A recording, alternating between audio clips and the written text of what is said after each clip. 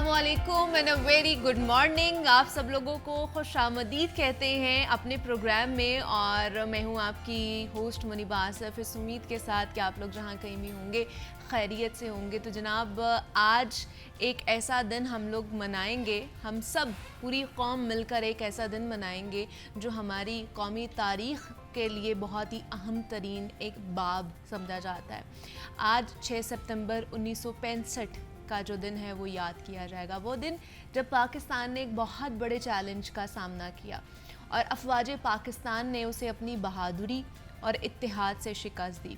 मगर ये दिन ना सिर्फ हमारी अफवाज की शुजाअत की अलामत है, बल्कि पूरी कौम की यकजहती और कुर्बानी का इजहार भी है। यूँ तो पाकिस्तान ने हमेशा मुश्किलात का सामना किया है, लेकिन इस दिन हमारी कौम और फ़ौज ने दुश्मन के गरूर को खाक में मिलाया था। बग़ैर किसी ऐलान के रात के अंधेरे में दुश्मन ने हमला किया, लेकिन पाकिस्तानी फ़ौज और कौम के जज्बे ने इसको रोक दिया। और पाकिस्तानी कौम ने ये साबित कर दिया कि जंगें सिर्फ हथियारों से नहीं, बल्कि जज्बे, अज़्म और ईमान से जीती जाती हैं। और दुश्मन को ना सिर्फ मैदान जंग में शिकस्त का सामना करना पड़ा, बल्कि दुनिया ने भी हमारी कौम की जुर्रत को सराहा। ऐसे में मैदान जंग के हर महाज पर हमारे हीरोज़ ने अपनी जानों का नजराना पेश किया। मेजर अजीज़ भट्टी शहीद जैसे सपूतों ने दुश्मन के ख्वाब चकनाचूर किए, और चवंडा के महाज दुश्मन का कब्रिस्तान साबित हुआ। और यही जज्बा पाकिस्तान नेवी और पाकिस्तान फ़ज़ाइया में भी दिखाई दिया कि 7 सितंबर को पाक नेवी ने दुश्मन के बहरी अड्डे द्वारका में हमला किया और उसे तबाह कर दिया। और हमारी आबदोज़ PNS गाज़ी ने दुश्मन के दिल में खौफ पैदा कर दिया। और हवाबाज़ों की बात की जाए तो MM आलम ने वो कारनामा अंजाम दिया जो आज भी दुनिया में बेमिसाल है, और उनकी मिसाल आज भी नहीं मिलती है कि 1 मिनट से भी कम वक्त में 5 दुश्मन के जहाज़ गिराए और एक आलमी रिकॉर्ड कायम किया जिसे आज तक कोई नहीं तोड़ पाया। ये सब सिर्फ हथियारों या तादाद की बरतरी की बदौलत नहीं हुआ था, बल्कि ये ईमान, इत्तेहाद और तंजीम की ताकत थी। वही असूल जो कायद आज़म ने हमें सिखाए थे जब ये मुमलिकत बना रहे थे। आज भी हमें इसी इत्तेहाद और अज़्म की ज़रूरत है। 6 सितंबर की ये याद हमें बताती है कि हमने जब भी मुत्तहिद होकर काम किया है, हमने हर मुश्किल को शिकस्त दी है। बिल्कुल आज के दिन हमें अपने इस्लाफ की कुर्बानियों को याद रखना है और मुल्क की तरक्की के लिए एक होकर काम करना है। और यही वो पैगाम है जो 6 सितंबर हमें देता है। आज के दिन हम सब मिलकर अहद करें कि हम अपने वतन की हिफाजत और तरक्की के लिए इसी जज्बे के साथ आगे बढ़ेंगे। पाकिस्तान जिंदाबाद, और अल्लाह पाकिस्तान का हामियों नासर हो। आज का दिन हम सबके लिए बड़ा इम्पॉर्टेंट है। 6 सितंबर की याद दिलाता है, और पूरे पाकिस्तान जो है ना, इस जज्बे को, इस अज़्म को, इस इत्तेहाद को लेकर चल रहे हैं और उसको याद किया जाएगा। और बल्कि हर रोज़ हमें याद करना चाहिए कि किस तरह कुर्बानियाँ दी गई आज के दिन, और आज के दिन की इम्पॉर्टेंस हमें एक दूसरे को बतानी चाहिए, बल्कि जो हमारे नई जनरेशन है ख़ास तौर पर उनको बतानी चाहिए कि किस तरह एक जंग वो थी जो हमारे बड़ों ने लड़ी थी जब ये मुल्क हमें चाहिए था, अलग मुमलिकत चाहिए थी। एक जंग ये थी जिसमें रातों रात अंधेरे की मदद से हमारे ऊपर हमला किया गया ताकि इस मुमलिकत के ऊपर दोबारा से कब्ज़ा कर लिया जाए। लेकिन उस वक्त की कौम ने, उस वक्त की अफवाज पाकिस्तान ने वो काम करके दिखाया जो कभी भी नहीं हो सकता था, और ना ही आज के किसी भी वक्त में वो मुमकिन हो पाता। तो हमें आज भी यही पैगाम एक दूसरे को देना चाहिए कि जब हम मिलकर काम करेंगे, वो ख़ाज पाकिस्तान हो, वो मईशत के हवाले से हो, वो कोई भी इदारा हो, जब सारे मिलकर काम करेंगे, इत्तेहाद, ईमान और तंजीम का पैगाम लेकर जाएंगे, तो हम फिर जो भी मुश्किल आ जाए, जो भी मुसीबत आ जाए, हम उसको शिकस्त दे सकते हैं और तरक्की की राह पर गामज़न हो सकते हैं। कोई भी जंग जीत सकते हैं। तो ये हमें पैगाम मिलता है इन तमाम तर चीज़ों से, जो हमें कि याद रखना चाहिए, अपने शऊर में हमेशा उसको उजागर करना चाहिए। तो ये आज का पैगाम था। पूरा शो ही हम इसी हवाले से करेंगे, वक्तन फ़वक्तन आपको बताते रहेंगे।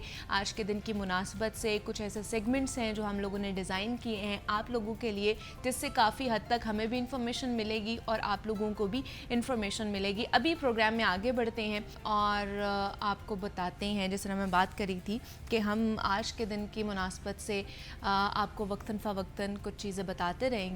तो कहते हैं जनाब के खुशकिस्मत है वो कौम जिसके पास मनाने के लिए यादगार दिन और सलाम पेश करने के लिए अजीम लोग हों, और ऐसे अजीम लोग जो कि अपनी कौम पर कुर्बान हो जाएं और धरती को हमेशा के लिए अमर कर दें। जंगे सितंबर ने जहां दुश्मन की नीयतों से पर्दा उठाया, वहीं हमें अपनी इस धरती के अजीम सपूत भी मिले जिनको याद करें तो हमारा सर फ़ख्र से बुलंद हो जाता है और आंखों में आंसू आ जाते हैं। 1965 की जंग के हीरो अजीम सपूत जनाब मेजर अजीज़ भट्टी शहीद की कुर्बानी इस कौम के लिए एक अजीम सरमाया और कामयाब याद दहानी है। और इस कौम के बेटे ने अपनी सर धड़ की बाजी लगाते हुए बरकी के मैदान में दुश्मन अफवाज को आगे नहीं बढ़ने दिया। ये इस कदर बहादुरी और बिला खौफ व ख़तर लड़े कि दुश्मन भी हैरान रह गए कि उनके मुकाबले में उनसे एक बहुत बड़ी फ़ौज थी, जिनके पास सिपाही थे, तोपें थी, टैंक थे, गोले बारूद थे, हर चीज़ कसरत से मौजूद थी। मगर अजीज़ भट्टी शहीद ने ये साबित करके दिखाया कि जंगें हथियारों से नहीं बल्कि हौसलों से लड़ी जाती हैं। जिमखाना क्लब में रात का खाना खाने का ख्वाब कभी शर्मिंदा ताबीर ना हो सका और दुश्मन अफवाज को शिकस्त का मुंह लेकर वापस लौटना पड़ा। और मेजर अजीज़ भट्टी को ऐन जंग के दिनों में कहा जाता है कि छुट्टी की ऑफ़र भी मिली थी, मगर उन्होंने उसको ठुकरा दिया था और मुल्क व कौम के लिए लड़ मरने को अहम जाना। उन्होंने इतनी बहादुरी से दुश्मन अफवाज का मुकाबला किया कि जब उनको दुश्मन का शेल आकर लगा तो उन्होंने उस वक्त हेलमेट भी नहीं पहन रखा था, और दुश्मन का सारा गरूर उसी वक्त खाक में मिल जाता जब उसके आगे ऐसे बहादुर जवान हों। उन्होंने बरकी के मैदान में जाम शहादत नोश किया था और अपनी जान की कुर्बानी देकर उन्होंने दुश्मनों को मार भगाया था। और इसी तरह से हमारे मुल्क का दिल जिसे कहा जाता है, यानी कि हमारा शहर लाहौर महफूज रहा और उनकी कुर्बानियों के इतराफ़ात में उनको निशान हैदर से नवाजा गया और जुर्रत व बहादुरी की अजीम दास्तान तारीख़ के औराख में अमर हो गई। और आज के दिन की मुनासबत से वतन के एक एक शहीद और उसके एक एक बेटे को हम सलाम पेश करते हैं। शोहदाए वतन को सलाम, पाकिस्तान जिंदाबाद। और ये चीज़ें जब भी हम याद करते हैं और लिटरली दिल भर आता है, आंखें भर आती हैं कि किस तरह हमारी अफवाज पाकिस्तान एक सीसा पिलाई दीवार की तरह खड़ी रही और उन्होंने दुश्मन के मज़मूम अज़ाइम को खाक में मिलाया, और इस तरह खाक में मिलाया कि उन्हें उल्टा पाँव दौड़ना पड़ा वापस, कि उन्होंने देखा कि इतना जज्बा, इतना अज़्म कि अपनी छाती के ऊपर बम लगाकर आप उनके टैंकों के आगे लेट गए, कि जहाँ पे आपको पता है कि इसके बाद आपका बचने का कोई चांस नहीं है, लेकिन फिर भी उस वक्त ऐसा जज्बा था, शहादत का ऐसा जज्बा था कि उसको कोई भी हटा नहीं पाया। और वो सीसा पिलाई दीवार आज तक हमारे सामने खड़ी भी है, हमारे मुहाफ़िज़ हैं। अभी भी आप देख लें किस तरह के ऐसे मकामात हैं जहाँ पर हमारी अफवाज पाकिस्तान हमारे लिए, कौम के लिए, पाकिस्तान के लिए, इस ममलिकत के लिए, हमारी हिफाजत करने के लिए वहाँ पर खड़ी हुई है। कि کوئی بھی ایسی ایکٹیویٹی نہ ہو جائے, کوئی ایسا مذموم عزائم دوبارہ سے پیدا نہ ہو جائے جس کو ہم لوگ ہینڈل نہ کر سکے. اور آج بھی وہ سیسا پلائی دیوار کی طرح کھڑی ہوئی ہے, ہماری حفاظت کر رہی ہے, اور ہم انہیں سلام پیش کرتے ہیں. جتنی بھی خراج تحسین ہو سکتا ہے وہ ہم پیش کرتے ہیں, اور ہمیشہ ہم یہی کہیں گے کہ ہم آپ کے ساتھ ہیں.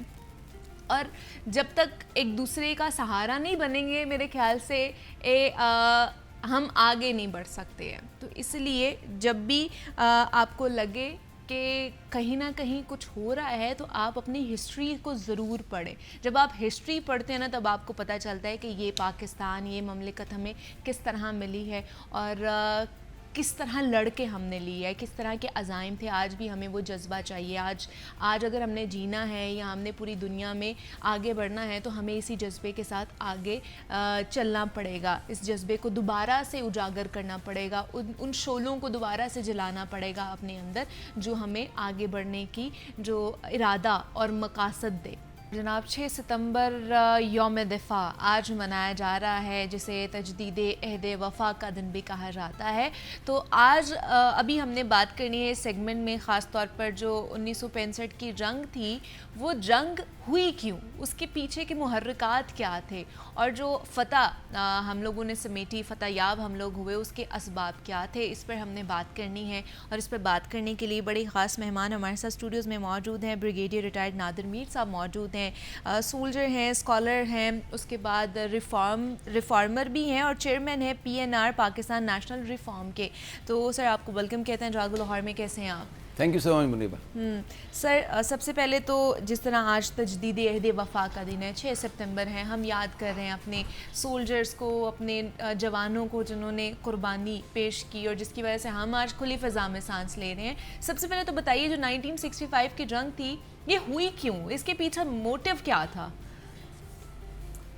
سب سے پہلے آپ کو 6 ستمبر ڈیفنس ڈے مبارک ہو سب کو, کیونکہ یہ قوم کا دن ہے, فوج کا بھی ہے اور سارے ملک کا, پاکستان کا دن ہے. جی.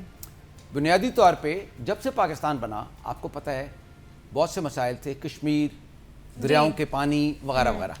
اور 1947 کے بعد 48 میں جب کشمیر کی پہلی جنگ ہوئی تو اس وقت سے لے کے 1965 تک کافی کوشش ہوئی کہ اس مسئلے کو, یعنی کشمیر کے مسئلے کو, جس پہ انڈیا کا غاصبانہ اور ظالمانہ قبضہ تھا, کہ اس کو ختم کیا جائے, اور through peaceful means Kashmir should join Pakistan, because Kashmir is part of Pakistan, was and is. تو یہ ساری ایفرٹ تھی جو کہ اس وقت تک جو ڈپلومیسی تھی, جو سیاسی طریقے تھے, جو انٹرنیشنل آربیٹریشن جو بھی ہو رہا تھا وہ کام نہیں کر رہے تھے. تو اس وقت اس کو کسی اور طریقے سے کرنے کے لیے پاکستان نے کوشش کی اور اس کو ڈی فریز کیا جائے. دی ایم واز ٹو, کیونکہ انڈیا نے تو فریز کیا ہوا تھا سبجیکٹ یعنی کشمیر کا, وہ بات نہیں کر رہے تھے کہ فائنلی ڈی فریز یعنی کہ اس مسئلے کو کسی اور طریقے سے حل کیا جائے. That was the background to the Kashmir conflict or war of 1965. مطلب یہ 65 کی جو وار تھی یہ بھی کشمیر کے ڈسپیوٹ کے اوپر بیسیکلی کشمیر کی وجہ سے, ٹھیک ہے, اس کی وجہ سے ہوئی تھی. لیکن یہ ہمیشہ ہم یہ سوچتے ہیں اور خاص طور پر سنتے بھی ہیں اور دیکھتے بھی ہیں, ابھی بھی بھارت کا یہی حال ہے کہ رات میں ہی جب بھی حملہ کرنا ہے رات میں ہی کرنا ہے. تو اس وقت کی کیا صورت حال تھی کہ جب رات میں وہ حملہ کر رہے تھے اور وہ چاہ رہے تھے کہ ہم جی صبح کا ناشتہ جو ہے وہ جم خانہ میں کھائیں گے, چائے پیئیں گے, اور ان کے جو مضموم عزائم ہیں وہ ہم لوگوں نے خاک میں ملا دیے. کشمیر کو ریزالو کرنے کے لیے کشمیر کے مجاہد بھی لڑ رہے تھے, پاکستان کی فوج بھی مدد کر رہی تھی. اور جب یہ سلسلہ ہوا تو انڈیا نے, مسئلہ تو کشمیر کا تھا لیکن انڈیا نے انٹرنیشنل بارڈر کے اکراس, یعنی لاہور تو کشمیر میں نہیں ہے نا, اس پہ حملہ کر دیا. وہ اسی لیے حملہ کیا کہ انڈیا کو فکر تھی کہ اگر یہ سلسلہ چلتا رہا تو کشمیر کے عوام آزادی کی جو جدوجہد ہے اس میں کامیاب ہوں گے, اور پاکستان سپورٹ کر رہا تھا. تو ان کو فکر تھی کشمیر ان کے ہاتھ سے نکل جائے گا. اس کو وہاں سے ڈائیورٹ کرنے کے لیے as an act of diversion اور اسٹریٹجی آف ڈیفلیکشن جس کو کہتے ہیں, یعنی کہ دوسری طرف رخ موڑنے کے لیے لاہور پہ حملہ کر دیا. اور وہ اس خوش فہمی میں کہ وہ لاہور کو جس طرح آپ نے کہا قبضہ کریں گے اور جم خانہ میں چائے پیئیں گے یا کچھ اور پیئیں گے, جو بھی پیئیں گے, بہرحال تو اس کا جو ایکچوئل نتیجہ ہوا وہ سب کو پتہ ہے. تاریخ میں ان کو بارڈر پہ ہی روک دیا گیا. ہمارے بہادر سولجرز نے شہادتیں دیں, major Aziz Bhatti and so many other legends of heroes of Pakistan نے شہادتیں بھی دی, لیکن پاکستان نے لاہور کو ڈیفینڈ کر لیا. اور اس میں ہماری ایئر فورس, ہماری آرمی, ہمارے عوام, لاہور کے لوگ, اس کو زندہ دلان لاہور کہتے ہیں, اور جو اس کو ٹائم کو اسپرٹ آف 65 کہتے ہیں. دس اسپرٹ واز آل پرویسو, ہر طرف تھی پورے پاکستان میں, اور لوگوں میں اتنا جوش تھا پاکستان کو دفاع کرنے کا اور بھارت کو ہرانے کا, جس میں پاکستان کامیاب ہوا اپنے آپ دفاع میں, کہ وہ آج تک ہم یاد کر رہے ہیں. اور یہ جوش اور جذبہ آج بھی قائم ہے. اور آپ کو پتہ ہونا چاہیے ہم سب کو کہ 65 میں جو ہوا 6 سپٹمبر کو, آج 6 سپٹمبر اس لیے یاد کرتے ہیں, وہ مسئلہ ابھی ختم نہیں ہوا. اچھا, یہ 59 ایئرز ہو گیا, ابھی بھی ختم نہیں ہوا؟ آپ کے سامنے ہے, ابھی بھی انڈیا دھمکیاں دیتا ہے. اب وہ کہتے ہیں, پہلے تو کشمیر کو ریزالو نہیں کر رہے تھے, یعنی جموں اینڈ کشمیر کو, اب وہ کہہ رہے ہیں کہ جی پاکستان کا جو آزاد کشمیر ہے, ہمارا جو ناردرن ایریا ہے, اس پہ وہ قبضہ کرنا چاہتے ہیں. ان کے آفیشیل سٹیٹمنٹ ہیں. اور اس کے علاوہ افغانستان سے دہشت گرد بھیجتے رہے. میں اس پہ کتابیں بھی لکھی ہیں اور ٹی وی پہ بھی بات کرتا ہوں, یونیورسٹیز میں بھی, and so many places I right and talk on the subject. تو انڈیا کا جو ایک تھریٹ ہے پاکستان کو, وہ ختم نہیں ہوا بلکہ بڑھ گیا ہے. لیکن پاکستان اپنے دفاع کے لیے, اگرچہ پاکستان امن چاہتا ہے, سب کو پتہ ہے Pakistan is a peace loving country, it wants peace and prosperity, عوام کی خوشحالی اور سیکیورٹی. لیکن بھارت چونکہ ہر قسم کی دہشت گردی اور جارحانہ کاروائی میں پروپیگنڈا, آپ انڈین میڈیا دیکھ لیجیے, ہم تو ان کے خلاف کوئی بات نہیں کر رہے. ان کے آپ ابھی انڈین میڈیا کھولیں, ابھی سارا یہ لگا ہوگا کہ وہ سارا وقت پاکستان کے متعلق. جی بالکل. اور آپ یہ دیکھیں وہ کہتے کیا ہیں, اسی سے آپ کو اندازہ ہوئے گا کہ وار ہیز نیور اینڈڈ, جنگ تو ختم ہی نہیں ہوئی, اور یہ جنگ چل رہی ہے, اور پاکستان یہ جنگ جیتے گا انشاءاللہ. اور یہ کیا آپ کو لگتا ہے کہ ان فیوچر یا جب تک ہم لوگ رہیں گے تب تک یہ جنگ چلتی رہے گی؟ نہیں, انشاءاللہ پاکستان یہ جنگ جیتے گا, کیونکہ بھارت میں آپ دیکھیں اپنے مسائل ہیں. آپ کو پتہ ہے ریسنٹلی بنگلہ دیش میں, اب تھوڑا سا جیو پولیٹکس میرا subject, I teach it at national international level also, کہ جیو پولیٹکس, گلوبل پولیٹکس آپ تو خطے میں دیکھ لیں نا ذرا, 65 سے لنک کر کے اور آج کی سیکیورٹی سے دیکھیں.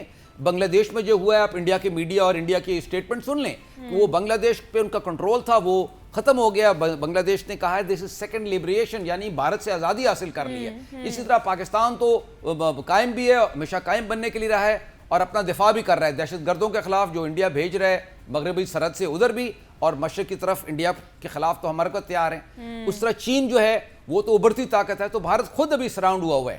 تو ان کے ذہن میں مگر فطور ہے جو 65 میں بھی تھا اور آج بھی ہے. لیکن ہم دیکھتے ہیں کہ یہ جھڑپیں بھی چلتی رہتی ہیں, بھارت کہیں نہ کہیں پروپیگنڈا بھی کرتا رہتا ہے, کبھی چھیڑخانی بھی کرتا رہتا ہے. تو یہ جو انٹرنیشنل فورمز ہیں, اگر ان کی بات کی جائے, ہم چونکہ پیس چاہتے ہیں, ہم نے 65 میں بھی یہی کہا, ابھی بھی ہم یہی کہتے ہیں کہ ہم پیس چاہتے ہیں, اور ہمارا جو موٹیو ہے وہ بھی پیس ہی ہے. لیکن کیا جو انٹرنیشنل فورمز ہیں, آپ کو نہیں لگتا کہ انہیں بھی آواز اٹھانی چاہیے پھر انڈیا کے خلاف, کہ جس طرح کی وہ حرکتیں کرتا ہے؟ بہت اچھا سوال ہے آپ کا, I really appreciate this. Thank you. اور یہ دیکھیں, یہ جو آپ نے بات کی, پاکستان کافی عرصے سے یہی کہہ رہا تھا جو آپ کہہ رہے ہیں, ہماری حکومت بھی, ہمارا فورن آفس بھی, ہمارے دانشور بھی, سب لوگ. لیکن اب ایک چینج آنا شروع ہوا ہے. آپ ویسٹرن ورلڈ میں دیکھیں, کینیڈا نے انڈیا کو ایکیوز کیا ہے کہ وہاں پر انہوں نے اسیسینیشن کرائی ایک سکھ خالستانی لیڈر کی. امریکہ نے بھی ایکیوز کیا ہے, اور ابھی انڈیا کے خلاف ایک دنیا میں یہ آئیڈیا آ رہا ہے لوگوں کو جو پہلے نہیں تھا, کیونکہ انہوں نے بہت اچھا کیموفلاج, بہت اچھا پی آر کیمپین, بہت اچھا پروپیگنڈا, اس میں بہت اچھے تھے انڈینز, کرتے رہے اور ابھی بھی ہیں. تو ہم نے اسی لیے یہ میڈیا کی جنگ ہے, اور اسی لیے آپ کے جیسے اور ہماری دنیا نیوز اور آپ کے جیسے اینکرز ماشاءاللہ یہ انڈیا کا پروپیگنڈا یا جو سچ ہے اس کو سامنے لا سکتے ہیں اور لا رہے ہیں آپ لوگ. So the world has to be told, یعنی دنیا کو آپ نے بتانا ہے, یعنی پاکستان نے بتانا ہے کہ دنیا کے, پاکستان کے علاوہ دنیا کے لیے جو ایک مسئلہ بنتا جا رہا ہے وہ بھارت کا, کیونکہ اس میں جنون ہے.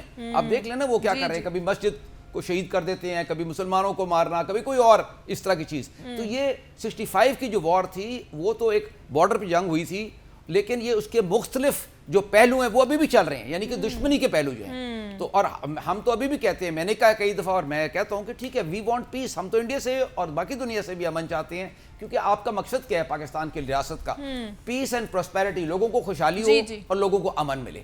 تو دنیا جو آپ کا سوال تھا اس کا آنسر یہ ہے کہ the world is awakening, دنیا آہستہ سے جاگ رہی ہے, لیکن ان کو جگانا جو ہے, جس طرح آپ کہتے ہیں لاہور جاگو, اس طرح دنیا کو جگانا ہمارا کام ہے, and I'm sure دنیا news will do a lot in it. Exactly ہم لوگ کر رہے ہیں. لیکن مجھے یہ بتائیے پھر کہ اگر دیکھا جائے تو 65 کی بھی جنگ جو تھی وہ کشمیر کے اوپر تھی, کشمیر ڈسپیوٹ کے اوپر تھی, تو کیا اب بیکاز کہہ لیں کہ اب ہم ایک ترقی یافتہ ممالک بن چکے ہیں, ہم ایک ایٹم پاور بھی ہے, تو کیا اب ٹیبل ٹاک کر کے اس ڈسپیوٹ کو حل کیا جا سکتا ہے؟ کہ آپ کو لگتا ہے کہ ان فیوچر انڈیا آئے گا اس ڈسپیوٹ کو ختم کرنے کے حوالے سے ٹیبل ٹاک پہ؟ ہم یہ جو آپ کہہ رہی ہیں نا, یہ ہم تو یہی کہہ رہے ہیں, ہماری تو یہی پالیسی ہے کہ Kashmir should be resolved peacefully, یعنی امن کے راستے سے ٹیبل ٹاک. کیا کہتا ہے اس کے اوپر؟ لیکن آپ یہ دیکھیں نا, انالیسٹ یہ کہتا ہے کہ یہ بالکل نہیں کریں گے, وہ تو دوسری بات. آپ یہ تو پاکستان کہہ رہا ہے اور آپ کہہ رہی ہیں اور ہم کہہ رہے ہیں پاکستانیز, یا باقی دنیا بھی کہہ رہی ہے, یونائٹڈ نیشنز بھی یہی کہتا ہے.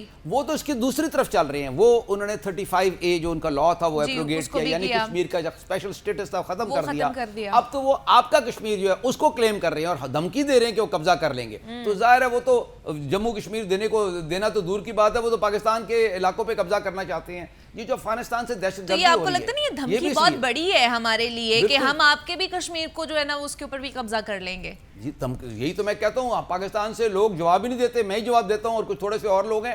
ہمیں ایز اے اسٹیٹ پالیسی, ہمارے آرمی چیف نے اس پہ کلیئر پالیسی دی ہے, جنرل سید عاصم منیر نے, کہ اگر انڈیا نے کوئی مس ایڈونچر کیا اس طرح کا تو ہم نہ صرف دفاع کریں گے بلکہ ہم اسٹرائک ڈیپ انٹو انڈیا ہم کریں گے. اور جواب ہمارا اس کا تیار ہے, ہم تو تیار ہیں اس کے لیے, لیکن ہمیں میڈیا پہ اس پہ زیادہ کہنا چاہیے, کیونکہ آپ نے بہت اچھا پوائنٹ ریز کیا, اٹس اے بگ تھریٹ کہ یہ آپ دوسرے کے ملک پہ دوسرے کے علاقے کو قبضہ کلیم کر رہے ہیں.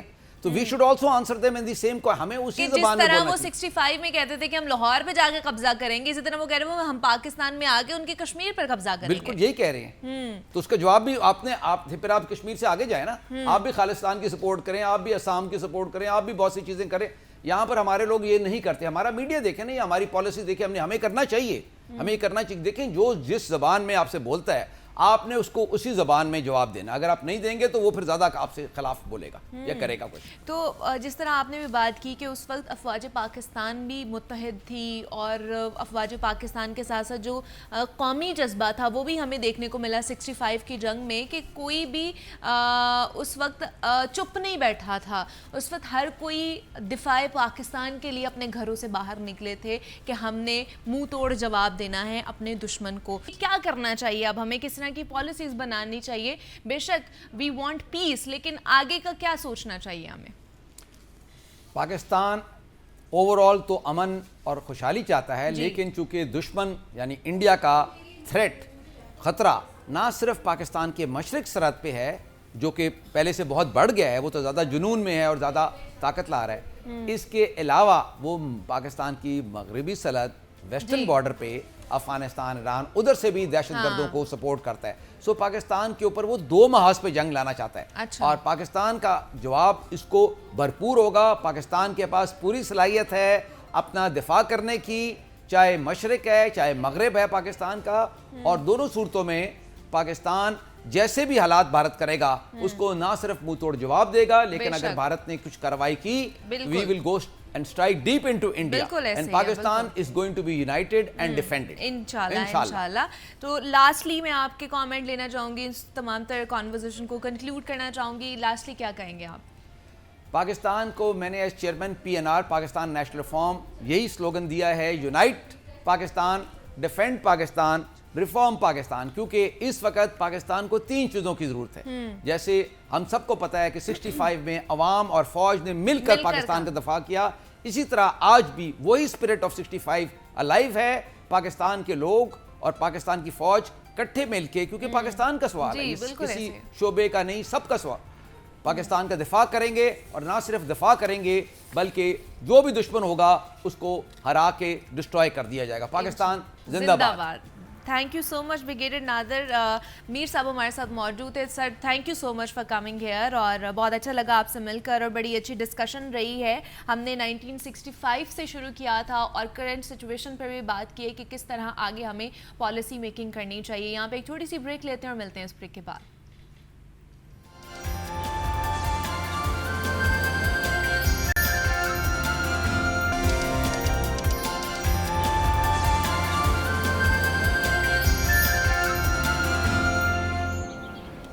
ویلکم वेलकम बैक टू जागो लाहौर। जनाब, अब कुछ सेहत के मुतालिक बात कर लेते हैं। तो वज़न में कमी के लिए कराई जाने वाली सर्जरी, जिसे मेटाबॉलिक और बेरियाट्रिक सर्जरी भी कहा जाता है, ये एक ऐसा ऑपरेशन है जो निज़ाम इन्हिज़ाम में तब्दीलियाँ लाता है। और बेरियाट्रिक सर्जरी उन लोगों के लिए है जिनका मोटापा बहुत ज़्यादा होता है और उन्हें वज़न कम करने की इंतहाई ज़रूरत होती है। और इस सर्जरी के फ़वाइद से मुतालिक बहुत लोग वाकिफ़ भी नहीं होते हैं। और ये बुनियादी तौर पर जनरल सर्जरी और एब्डोमिनल सर्जरी की एक ब्रांच है और इसमें वज़न और मोटापा कम करने के लिए जिस्म के अंदरूनी अज़ा में रद्द-ओ-बदल किया जाता है। तो ये सर्जरी यानी कि बेरियाट्रिक सर्जरी क्या है, इसके कितने फ़ायदे हैं, इसके क्या क्या नुकसानात हो सकते हैं और ख़ास तौर पर कौन कौन से लोग इसको करवा सकते हैं, इस पर आज हमने बात करनी है। इस पर बात करने के लिए हमारे साथ प्रोफेसर डॉक्टर मोहम्मद नवीद मलिक साहब मौजूद है, जो कि कंसल्टेंट हैं लेप्रोस्कोपिक एंड बेरियाट्रिक सर्जरी के। डॉक्टर साहब, आपको वेलकम कहते हैं जागो लाहौर में। कैसे हैं आप? Thank you ji very much, अल्लाह का शुक्र है, बहुत शुक्रिया इनवाइट करने के लिए। डॉक्टर साहब, ये आजकल बेरियाट्रिक सर्जरी की बहुत बातें हो रही हैं, हम जिसको भी सुन रहे हैं या तो वो कराने की सोच रहा होता है या फिर उसने करवा ली होती है। तो ये है क्या बेरियाट्रिक सर्जरी? बेरियाट्रिक और मेटाबॉलिक सर्जरी इस कंबाइंड फॉर्म, और इसमें अच्छा। डिफरेंट प्रोसीजर्स हैं जिनमें हम दो चीज़ों को एड्रेस कर रहे होते हैं एक टाइम में, एक मोटापा और दूसरा मोटापे के साथ कुछ मेटाबॉलिक इश्यूज होते हैं, लाइक डायबिटीज़ है, हाइपरटेंशन है, बांझपन है। अच्छा। तो ये सारे के सारे मसाइल इसके साथ हल हो जाते हैं। जो आपकी बॉडी में चेंजेस आती हैं उनके साथ एक तो इंसुलिन रेजिस्टेंस कम होती है, ऑब्वियसली जब फैट बॉडी से कम होगी तो इंसुलिन रेजिस्टेंस कम होती है, तो उससे शुगर में कमी आ जाती है और ये शुगर बिल्कुल ख़त्म हो जाती है। ओह वाह जी वाह। तो आइडियली ये सर्जरी का ऑप्शन किन लोगों को ऑप्ट करना चाहिए, बेरियाट्रिक सर्जरी किन लोगों को करानी चाहिए? इसमें अगेन दो चीज़ें हैं, एक वो लोग जिनमें सिर्फ ओबेसिटी है, सही, वज़न ज़्यादा है, सिर्फ वज़न ज़्यादा, उनमें हम कट ऑफ रखते हैं कि अगर आपका BMI 35 से ऊपर है तो फिर हम बेरियाट्रिक सर्जरी ऑफ़र करते हैं उनको। अदरवाइज़ आप लाइफस्टाइल मॉडिफिकेशन ये वो करके वज़न कम कर सकते हैं।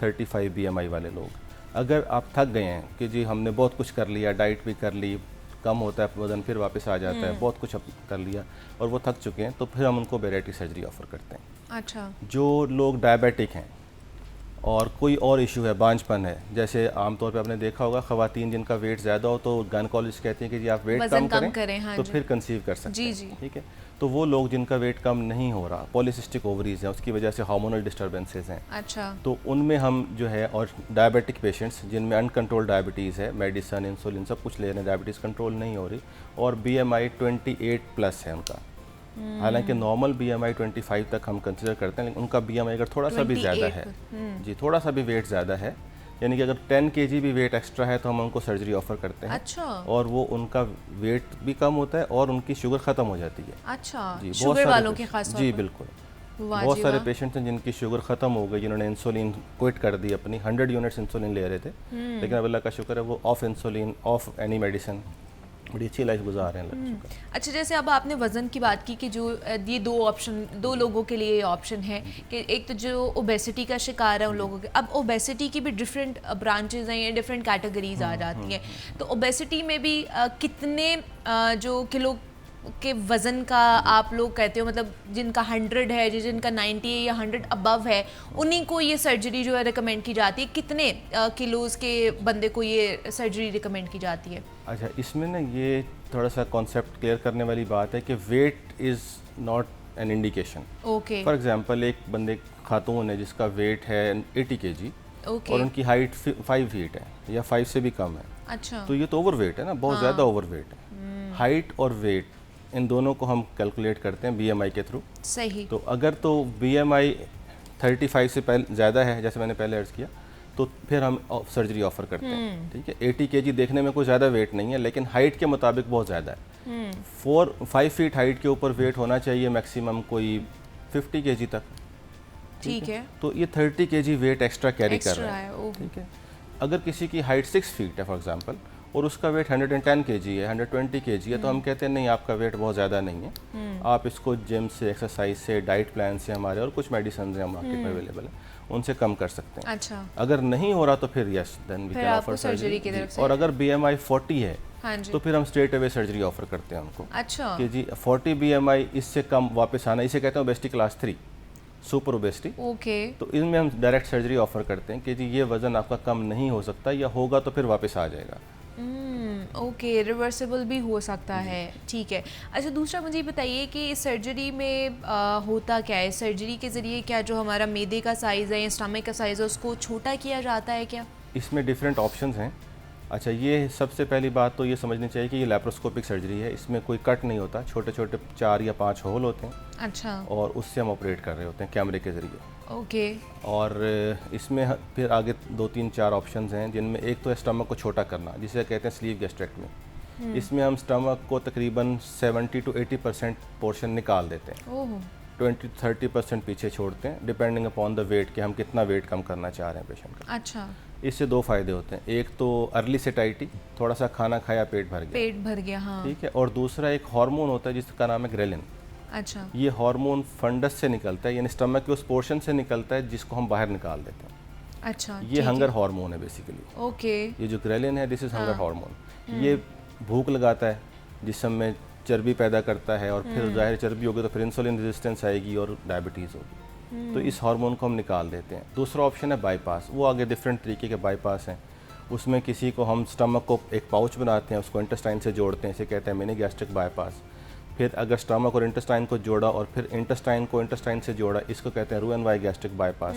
तो ये सारे काम लैप्रोस्कोपिक होते हैं, और पेशेंट तकरीबन 4 घंटे के बाद उसके चलना फिरना शुरू कर देते हैं, और 24 आवर्स का हॉस्पिटल स्टे होता है।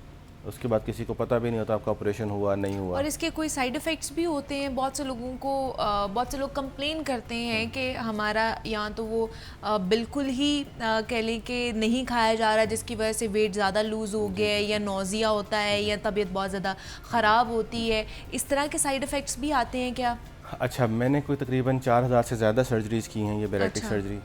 उसमें पेशेंट टू पेशेंट वेरी करती हैं चीज़ें। कुछ लोगों को नौजिया होता है, और most of the times patient factor है।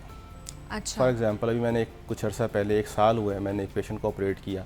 शी वाज 266 kg, ओह, तो currently she is around 132 kg। अभी कुछ दिन पहले मुझे उसने मैसेज भेजा कि मैं आपसे मिलने आऊँगी। अच्छा, अभी मैं 132 kg पे आ गई हूँ, ओके, ठीक है। अच्छा, उसकी शुरू से ऑपरेशन डेज के बाद से उसकी यही कंप्लेंट थी, डॉक्टर साहब मैं कुछ खा नहीं सकती, मैं कुछ खा नहीं सकती। अब उसका माइंडसेट वो था जो ऑपरेशन से पहले खाने हाँ, वाला था, सही, ठीक है। अगर वो 4 चपातियाँ खा रही थी, अभी वो क्वार्टर चपाती खा रही है, इसका मतलब वो कुछ नहीं खा सकती। तो मैं उसे कहता था कि देखो तुम जिंदा हो ना, ठीक हो, कोई मसला भी नहीं है, सिर्फ एक कंप्लेंट कि मैं कुछ खा नहीं कुछ सकती। खा नहीं सकते। भाई इसीलिए तो ऑपरेशन किया हमने ये, ठीक है। अच्छा, नौजिया वॉमिटिंग लेकिन क्यों फिर होती है? अगर वो डॉक्टर साहब खाएंगे नहीं पेशेंट्स, या उतना नहीं खाएंगे जितनी उनकी रिक्वायरमेंट है, तो बाकी न्यूट्रिशन कैसे पूरी होगी उनकी बॉडी की? फिर अच्छा, ये वेट गेन कैसे हुआ?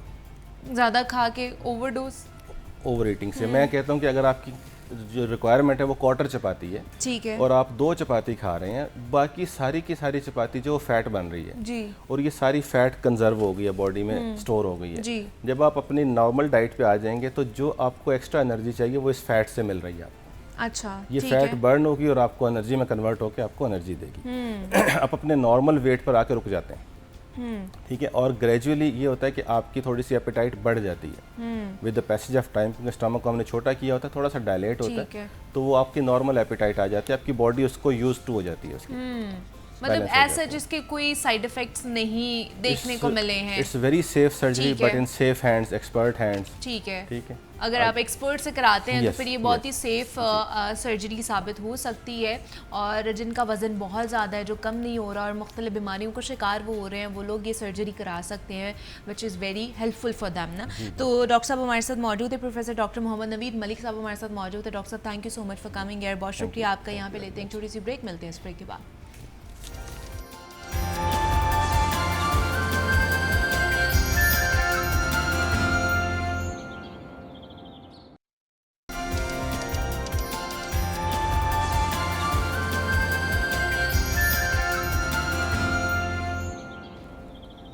खुशामदीद कहते हैं आप सब लोगों को जागो लाहौर में। और क्योंकि आज यौम दिफ़ा पाकिस्तान मनाया जा रहा है 6 सितंबर, और तमाम तर हमारे जो शहदा हैं उनकी कुर्बानियों को याद किया जा रहा है। जंग का लफ्ज़ सिर्फ आज हमें जंग के मायने आज नहीं पता चलते हैं, बल्कि अगर देखा जाए तो 1400 साल पहले भी बहुत सी जो जंगें थी वो लड़ी गई थी। جس میں اسلام کی حفاظت کے حوالے سے، اسلام کو پھیلانے کے حوالے سے بھی بہت سی جنگیں لڑی گئیں. تو یہ کانسیپٹ تب سے چلتا آ رہا ہے، لیکن اس کانسیپٹ میں بہت ساری چیزیں جو آج ہمیں جاننی چاہیے، جو لازم و ملزوم ہے ہمارے اوپر، وہ یہ ہے کہ جنگ کے آداب کیا ہونے چاہیے. قرآن و حدیث کی روشنی میں ہمیں اس حوالے سے کیا تعلیمات ملتی ہیں کہ جب حضور پاک صلی اللہ علیہ وآلہ وسلم ان جنگوں میں شرکت کرتے تھے تو انہوں نے کیا کیا آداب جو ہے وہ مرتب دیے تھے، ترتیب دیے تھے کہ یہ جنگ کے آداب ہونے چاہیے، اور اسی اسکیجول یا اسی آداب کے اوپر جو ہے نا ہم نے جنگ لڑنی ہے. تو اس پر آج ہم نے بات کرنی ہے کہ وطن کی حرمت، اس کی حفاظت، اور خاص طور پر جو اسلامی احکامات ہمیں ملتے ہیں جنگ کے حوالے سے، اس پر بات کرنے کے لیے ہمارے ساتھ ڈاکٹر صاحب موجود ہیں. پروفیسر سب سے پہلے تو ڈاکٹر پیر طارق شریف زادہ صاحب سے آپ کی ملاقات کراتے ہیں، معروف سیرت اسکالر ہیں. ڈاکٹر صاحب آپ کو خوش آمدید کہتے ہیں جاگو لاہور میں، اور آج کا دن بہت بہت مبارک ہو. آج کا جو دن ہے وہ دو چیزوں کے لحاظ سے بہت امپورٹنٹ. ایک تو ربیع الاول جو ہے نا، ربیع الاول کا مہینہ شروع ہو گیا، دوسرا 6 سپتمبر یوم دفاع. اور دوسرے جو مہمان ہیں قاری محمد فدا الرحمان حیدری صاحب نے بھی ہمیں جوائن کیا ہے، اسلامک اسکالر ہیں. فدا الرحمان صاحب آپ کو بھی خوش آمدید کہتے ہیں جاگو لاہور میں. تو ڈاکٹر صاحب سب سے پہلے آپ ہی کی طرف آؤں گی. آج کا دن 6 سپتمبر جنگ یوم دفاع، اس کو ہم یاد کر رہے ہیں. جنگ کے آداب اگر بات کی جائے، جس طرح میں نے بات کی کہ 1400 سال پہلے بھی بہت ساری جنگیں لڑی گئی تھی، تو جنگ کے آداب ہمیں کیا ملتے ہیں قرآن و حدیث کی روشنی میں؟ بسم رب محمد کریم علیہ الصلوۃ والتسلیم. سب سے پہلے تو یادآوری کا شکریہ، اور میری جانب سے بھی پوری قوم کو یوم دفاع کی مبارکباد، اس دعا کے ساتھ کہ اللہ رب العزت اس ریاست مدینہ ثانی پاکستان کو تا دم صبح قیامت اسی طرح اس دنیا کے نقشے کے اوپر قائم اور دائم رکھے، اور اسے دنیا بھر کے لوگوں کے دلوں سے غفلت اور گمراہی کے زنگ کو اتارنے کا ذریعہ بنائے، اور دنیا کو اللہ کی خالص توحید اور سرکار ختمی مرتبہ صلی اللہ علیہ وسلم کی والہانہ عقیدت بھری محبت جو ہے اس کا وسیلہ اور ذریعہ اس کو بنائے. آپ کا سوال بڑا دلچسپ ہے. ہم تاریخ پر جب نظر دوڑاتے ہیں تو جنگ کا احوال کم و بیش اتنا ہی پرانا ہے جتنی خود انسانی تاریخ پرانی ہے، اور بہت ابتدائی ایام سے ہی اپنے مزاج سے ہٹ کے جب کوئی بات مکالمے کی ذیل سے باہر نکلتی ہے تو پھر ظاہر ہے اس کے اندر کہیں نہ کہیں آمنا سامنا ہوتا ہے، اور پھر ایک لڑائی کی صورت پیدا ہوتی ہے. رسول رحمت صلی اللہ علیہ وسلم سے پہلے کا انسانی تاریخ کا جتنا عرصہ اور زمانہ ہے وہ ہمیں زمانہ امن کے آداب اور اس کے آئین اور قوانین مرتب کرتا ہوا تو نظر آتا ہے، لیکن رسول اللہ صلی اللہ علیہ وسلم کا انسانی تاریخ میں یہ امتیاز ہے کہ آپ نے زمانہ امن کے لیے بھی قواعد اور آئین اور قوانین جو ہے نا ان کو مرتب کیا، اور اس کے ساتھ ساتھ جو جنگ کی حالت ہے اور کیفیت ہے اس کے لیے بھی سرکار ختمی مرتبہ صلی اللہ علیہ وسلم نے اپنے خاص انداز میں گویا اس کے بھی آداب مرتب کیے. اور ایک لمحے کے لیے تصور کیجئے کہ ہر زمانے میں جہاں جنگجو ہوتے ہیں ان کا مزاج جو ہے وہ رخت ہوا کرتا ہے، اور ایک ایسا معاشرہ جس کا از اول تا آخر حوالہ ہی جنگجوئی ہو، جن کے ہاں یعنی پیدائش کے وقت سے بچے کو جو ہے وہ سپہ سالار بنانے کے خواب دیکھے جاتے ہوں، اور اسے میدان حرب جو ہے اس کا شاہ سوار بنانے کے لیے اس کے اوپر گویا پورا معاشرہ اور پورا قبیلہ اس کا گھرانہ جو ہے وہ محنت کرتا ہوا نظر آتا ہے. ایسے ماحول کے اندر ان لوگوں کو جنگ کے قرینے اور سلیقے، آداب اور حدود اور قیود متعین کر کے دینا، میں سمجھتا ہوں یہ ایک بڑا از خود رسول رحمت صلی اللہ علیہ وسلم کی پاکیزہ زندگی کا امتیاز ہے، جس کی کوئی اور نظیر، کوئی اور مثال کسی اور رہنما کی زندگی میں ہمیں اس انداز میں نہیں ملتی. آپ تصور کیجئے نا، میرے کریم آقا صلی اللہ علیہ وسلم 13 برس تک مکے کے اندر جو ہے اللہ کا پیغام لوگوں کو پہنچاتے ہیں، اور انسانی تاریخ کے اندر ملنے والا کوئی ایسا دکھ نہیں ہے جو سرکار دو عالم صلی اللہ علیہ وسلم کو اس عرصے کے اندر جس کا سامنا نہیں کرنا پڑتا، لیکن حضور کمال صبر اور تحمل کے ساتھ اس پر برداشت کرتے ہوئے اللہ کا پیغام جو ہے وہ لوگوں تک پہنچاتے رہتے ہیں. اور پھر ایک وقت ایسا آتا ہے کہ رسول اللہ صلی اللہ علیہ وسلم کو اپنا وہ پسندیدہ شہر جس کے ساتھ حضور کو بڑی والہانہ محبت ہے، اور جناب صدیق اکبر کی وہ جو کمال محبت بری زبان سے ہم تک وہ احوال پہنچتا ہے کہ حضور جس رات مکے سے مدینے کی طرف ہجرت فرما رہے تھے تو جب کسی ٹیلے پر پہنچتے تو حضور پلٹ کر مکے کی طرف دیکھتے اور کہتے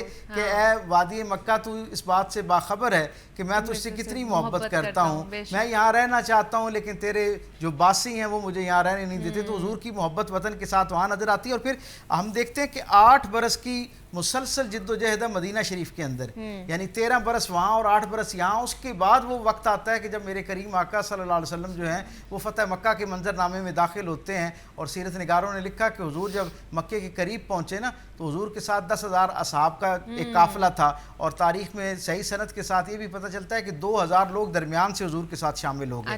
اب 12,000 کا لشکر جرار ہے اور حضور کے ساتھ جا رہے ہیں، ان میں ایک بڑی تعداد ان لوگوں کی ہے جنہیں اپنے گھر دیکھے ہوئے کسی کو 8 برس ہو گئے ہیں، کسی کو 6 برس ہو گئے ہیں، اور ان کی کئیوں کی اولادیں ہیں، کئیوں کے والدین وہاں اس شہر کے اندر موجود ہیں۔ تو ایک فطری بات ہے کہ اب اس غلبے کے ساتھ اس شہر میں داخل ہونا ہے، ان کی بے چینی بے تابی ایک فطری عمل ہے۔ لیکن میرے کریم آقا کا عمل کیا ہے جس سے ہم تک یہ خبر پہنچتی ہے کہ معاملات کو کیسے آگے لے کے چلنا چاہیے؟ رسول اللہ صلی اللہ علیہ وسلم اپنے قافلے کو وادی ذی طویٰ جو ہے اس کے اندر ٹھہرا دیتے ہیں، اور عصر کی نماز پڑھانے کے بعد کہتے ہیں کہ لنگر انداز ہو جائیں۔ اصحاب کہتے ہیں یا رسول اللہ یہاں سے تو چند بالش کے فاصلے پہ مکہ ہے، اس پہاڑی کو ہم نے کراس کرنا ہے تو وادی بطا مکہ شروع ہو جانی ہے۔ میرے کریم آقا کہتے ہیں کہ رات کا وقت جو ہے نا یہ لوگوں کے لیے دلوں پر خوف کو بڑھا دیا کرتا ہے، تو ہم اس شہر کے اندر زحمت بن کے داخل نہیں ہونا چاہتے بلکہ اللہ کی رحمت بن کے داخل ہونا چاہتے ہیں۔ اور پھر آپ یہ دیکھیں اس صبح جس علی صبح سرکار اس مکہ کے اندر داخل ہوتے ہیں، حضور نے ایک بڑا مختصر سا خطبہ ارشاد فرمایا، لیکن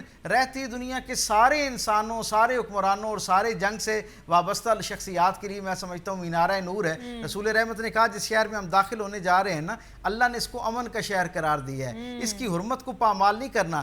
یہاں کے لوگوں نے تمہیں اور مجھے بہت تکلیف دے رکھی ہے، یہ ایک فطری بات ہے، لیکن تمہارا ذاتی وہ جو دکھ ہے وہ کہیں اللہ کی حدود کو پامال کرنے کا ذریعہ نہ بن جائے۔ تم نے شہر میں کیسے داخل ہونا ہے؟ سر نگوں ہو کے داخل ہونا ہے۔ پھر جو شخص تمہارا راستہ نہ روکے اس پر تلوار نہیں اٹھانی ہے، جو آدمی اپنے گھر میں اپنے آپ کو مقید کر لے اس پر تلوار نہیں اٹھانی، حرم کے اندر آ جائے اس پہ تلوار نہیں اٹھانی، جو حکیم بن حزام اور ابو سفیان کے گھر میں پناہ لے لے اس کے لیے وہ ہے، عورتوں پر ہاتھ نہیں اٹھانا، بچوں پر، بزرگوں پر نہیں اٹھانا، مریضوں پہ ہاتھ نہیں اٹھانا۔ گویا آپ یہ دیکھیں کہ حتی الامکان جو ہے وہ جنگ سے سرکار دو عالم روکتے ہوئے نظر آتے ہیں، لیکن اسی سیرت کا دوسرا ایک منظرنامہ ہے جو ہمیں یہ بتاتا ہے کہ جب مدینے کے اوپر جو حضور کا اب شہر اور وطن بن چکا ہے، جس سے محبت کے لیے، جس کی برکت کے لیے آپ اللہ کے ہاں مناجات میں اس شہر کے تذکرے کو شامل کرتے ہیں، دعاؤں میں اس کے لیے برکت مانگتے ہیں، جب اس شہر پر حملہ ہوتا ہے تو رسول اللہ صلی اللہ علیہ وسلم اپنے جانثاران کے ساتھ اپنے شہر کی جو سرحد ہے اس پر آ کر دشمن جو ہے اس کو روکتے ہیں، اور پوری دلیری کے وہ اعلیٰ عرفہ اور جسے کہتے ہیں عدیم المثال نوعیت کے اس طرح کے یعنی مثالی ہمیں وہاں نظر آتے ہیں اور کردار نظر آتے ہیں کہ چشم فلک جو ہے وہ حیران ہے کہ کس اعلیٰ درجے کے ساتھ وہ رسول امن جس نے از اول تا آخر اپنے پیغام میں دنیا کو امن کا پیغام دیا، جب اپنے وطن کی دفاع کی باری آتی ہے تو رسول اللہ صلی اللہ علیہ وسلم ایک اپنے جانثاران کے قافلے کے ساتھ شہر سے باہر آ کے شہر کا دفاع کرتے ہیں اور خود اس کی قیادت کرتے ہوئے نظر آتے ہیں۔ اور اصحاب کہتے ہیں کہ حضور جنگ بدر میں حضور کا عالم یہ تھا کہ ہمیں یوں لگتا تھا کہ گویا ہر بڑھنے والا ہاتھ جو ہے اسے سرکار دو عالم صلی اللہ علیہ وسلم خود آگے بڑھ کر جو ہے روکنا چاہتے ہیں۔ تو اس سے اندازہ ہوتا ہے کہ وہ رسول رحمت بھی جب اپنے وطن پر آنچ آتی ہے، بات آتی ہے تو پورے وقار اور گریس کے ساتھ جو ہے نا اس کی سرحد پر آتے ہیں اور آ کر دشمن کو جو ہے اس کو روکنے کی کوشش کرتے ہیں۔ اور یہی پیغام ہمیں جس طرح آج کیونکہ 6 ستمبر 1965 کا دن ہے تبھی ہمیں یہ پیغام بھی ملتا ہے کہ تب بھی ہماری جو فوج تھی، افواج پاکستان تھی، سیسا پلائی دیوار کی طرح کھڑی رہی اور انہوں نے جتنے بھی دشمن کے مذموم عزائم تھے ان کو خاک میں ملایا۔ تو فیض الرحمان حیدری صاحب آپ کی طرف آؤں گی کہ وطن کی حرمت، اس کی حفاظت اور یوم دفاع کیونکہ آج منایا جا رہا ہے، تو یوم دفاع کے حوالے سے آپ ہمیں کچھ بتائیے یا قرآن و حدیث کی روشنی میں ہمیں بتائیے۔ بسم اللہ الرحمن الرحیم۔ قال اللہ عز وجل فی کتاب المجید والبرہان الرشید یا ایہا الذین آمنوا اصبروا وصابروا ورابطوا واتقوا اللہ لعلکم تفلحون۔ قال نبی صلی اللہ علیہ وسلم جعل رزقی تحت رمحی۔ اولاً میں انتہائی شکر گزار ہوں، ایک خوبصورت موقع ہے، ربیع الاول کا آغاز ہے اور آج یوم دفاع بھی ہے، یعنی ہر لحاظ سے آج کی تاریخ اور یہ مہینہ ہمارے لیے بڑا اہم ہے۔ نظریاتی سرحدوں کی بات ہو، جغرافی سرحدوں کی بات ہو تو 6-7 تاریخ بڑی اہم ہے۔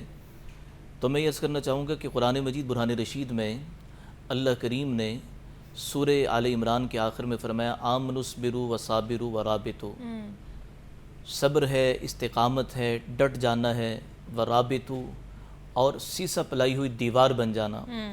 اللہ کے نبی صلی اللہ علیہ وسلم نے فرمایا کہ دفاع وطن کی خاطر محاذوں پر، سرحدوں پر ایک رات کا پہرا دینا، اللہ کریم ایسے پہرے دار کو 100 سال کے روزوں کا اجر اور 100 سال کی شب بیداری کا اجر عطا فرماتے ہیں۔